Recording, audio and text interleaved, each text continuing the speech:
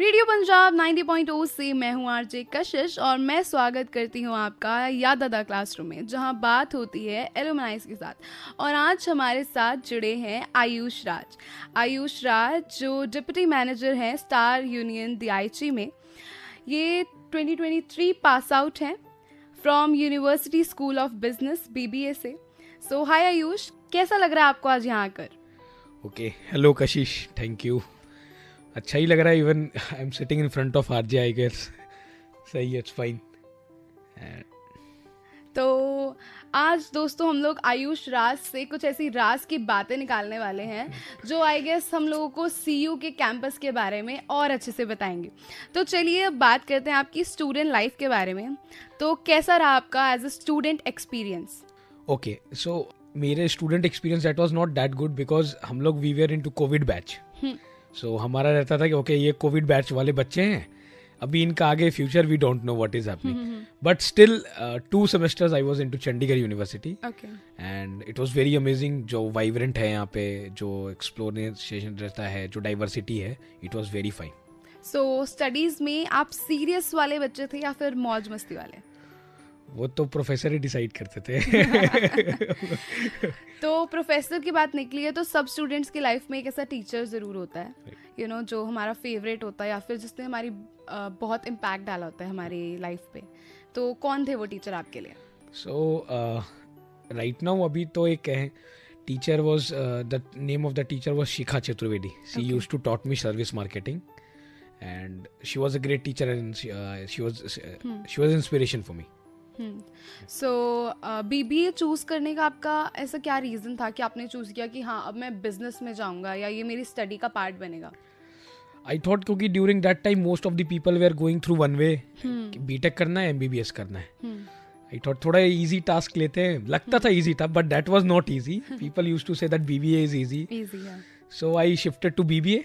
Okay, so क्या challenges आपको as a BBA student आए? ओके, द फर्स्ट चैलेंजेस जैसे तो आपको कोविड बताया तो मेजर एग्जाम ऑनलाइन होते थे। तो जब पहली बार ऑफलाइन सेमेस्टर में गया, ऑफलाइन सेमेस्टर में एग्जाम, मैं कंफ्यूज हो गया कि online, so online it was very easy, अभी ऑफलाइन में ये बिल्कुल change, how is that even possible? फिर धीरे धीरे कोप अप करते करते करते I got into that. Okay, तो जब आपने भी ऑनलाइन ऑफलाइन की बात की तो अभी हम देखते हैं बेशक अब चीज़ें कोविड वगैरह तो चला गया तो सब ऑफलाइन हो गया, बट काफ़ी चीज़ें ऐसी हैं जो अभी भी ऑनलाइन ही है ना? और ऑनलाइन जो इन्फ्लुएंस है वो बढ़ता जा रहा है लोगों का, तो उस पर अगर आप कुछ कहना चाहें।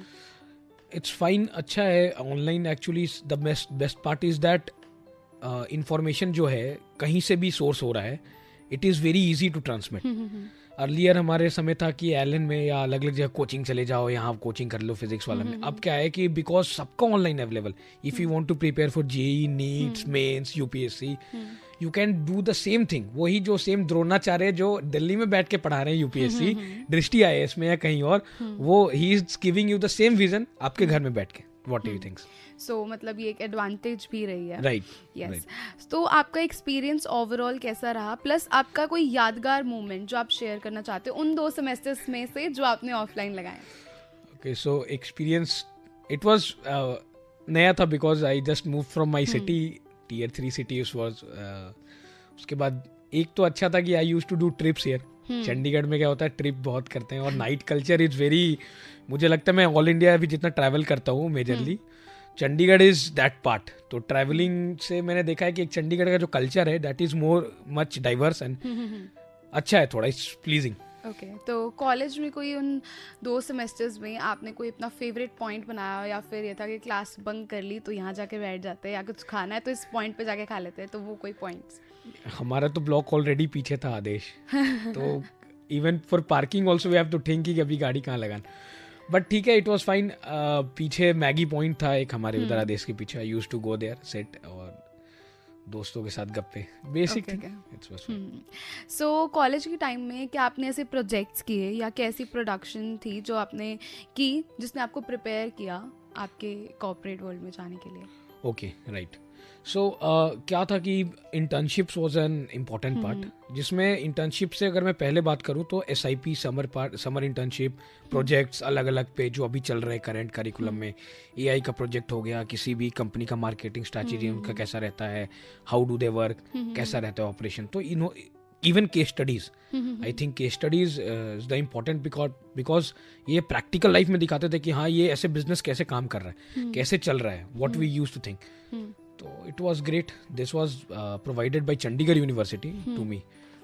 तो क्या कुछ ऐसे इंटर्नशिप्स या वर्कशॉप या कुछ ऐसे टूल्स हैं जो आप सजेस्ट करना चाहेंगे आज की जो स्टूडेंट्स पढ़ रहे हैं BBA उनके लिए, जो उनके लिए यूजफुल होंगे?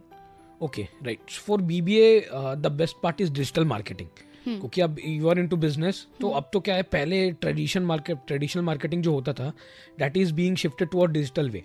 तो डिजिटल मार्केटिंग के लिए जाइए, पहली चीज. दूसरी चीज AI टूल्स जो हैं जो बिजनेस में बहुत यूजेबल होती है, जैसे SPSS सॉफ्टवेयर हो गया, बिजनेस एनालिटिक्स से रिलेटेड Power BI हो गया, थोड़ा सा अपस्किलिंग करने के लिए Tableau हो गया, you could go for that.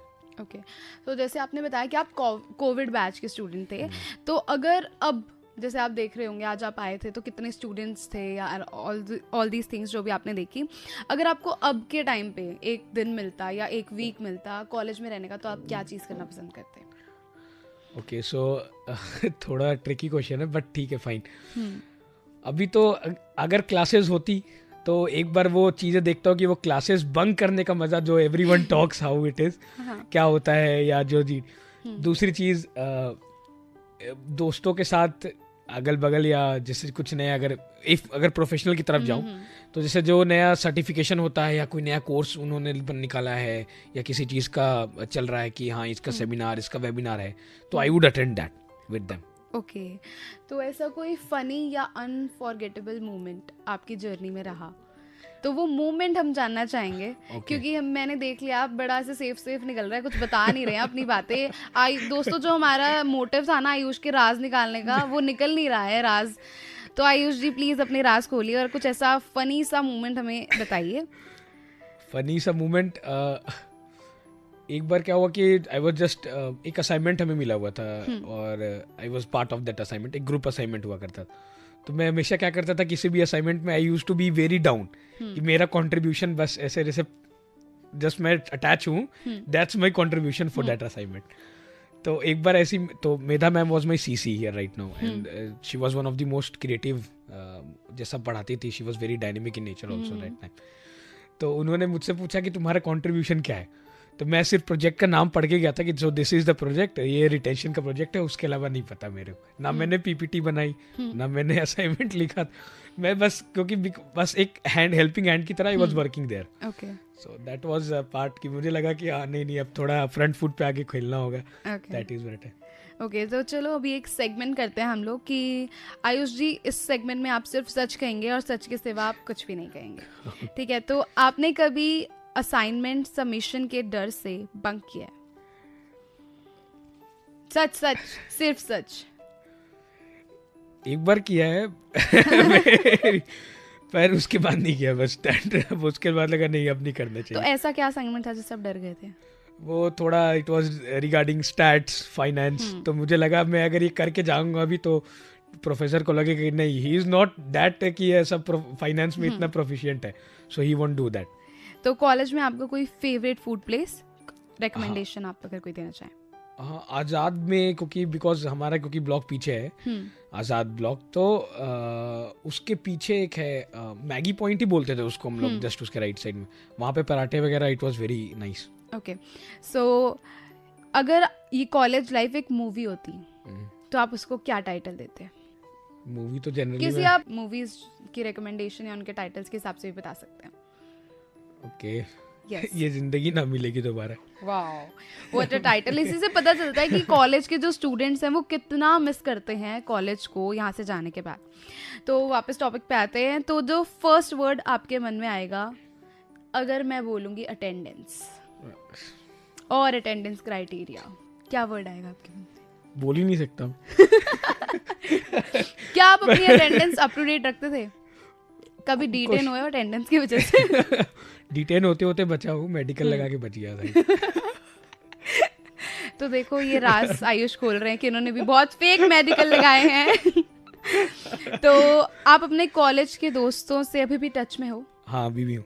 तो कुछ उनके नाम या कुछ ऐसे मोमेंट हाँ, जिनको आप स्पेशल वो देना चाहेंगे, हाईलाइट देना चाहेंगे? सौरभ वो मेरा बहुत, राना अभी शिमला में है। सौरभ तो अभी MBA कर रहा है, सुन लेना तू मेरी बात अगर जाए।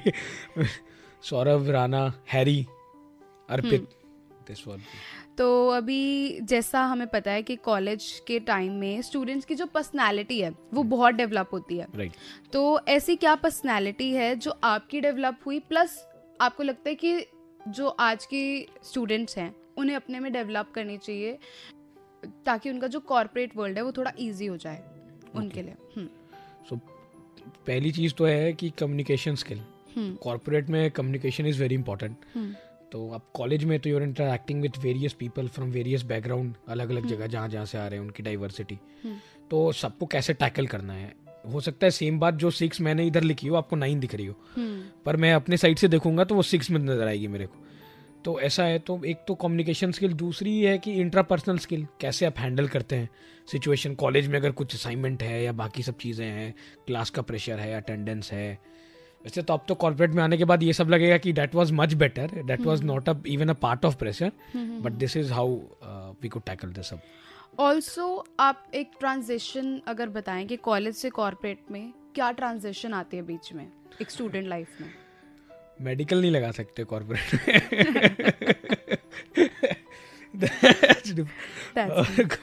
और कॉर्पोरेट में वैसे जोक्स अपार्ट, तो कॉर्पोरेट में क्या होता है कि you have to be very disciplined. ऐसा नहीं है कि पहली लेक्चर अगर छूट भी जाती है तो दूसरी लेक्चर हम पकड़ सकते हैं, पर इवन अगर कॉर्पोरेट में आप सुबह की पहली मीटिंग छोड़ते हो, you will have to be responsible for your own meeting. वो फिर आपको दिन भर का आपको you have to know that अभी मीटिंग छूटी है, तो वो रिग्रेट आगे बना रहता है, लगा रहता है। प्लस फ्यूचर क्या है आपके, मतलब अभी जैसे आपके स्टूडेंट्स को आप क्या बताना चाहेंगे, कंपटीशन और फ्यूचर आगे क्या है? ओके, तो उन्हें थोड़ा आइडिया हो जाए कि व्हाट दे आर कमिंग, क्या ट्रांजिशन, क्या एवोल्यूशन होने वाली है उनकी लाइफ में। ओके, सो फ्यूचर सब बोलते हैं AI है। I think people using AI will not, जो वो रिप्लेस करेंगे आपको। जो एक बंदा जो AI यूज कर रहा है, AI रिप्लेस नहीं करेगा आपको। तो try to be that guy जो AI यूज कर रहा है, नॉट टू बी AI।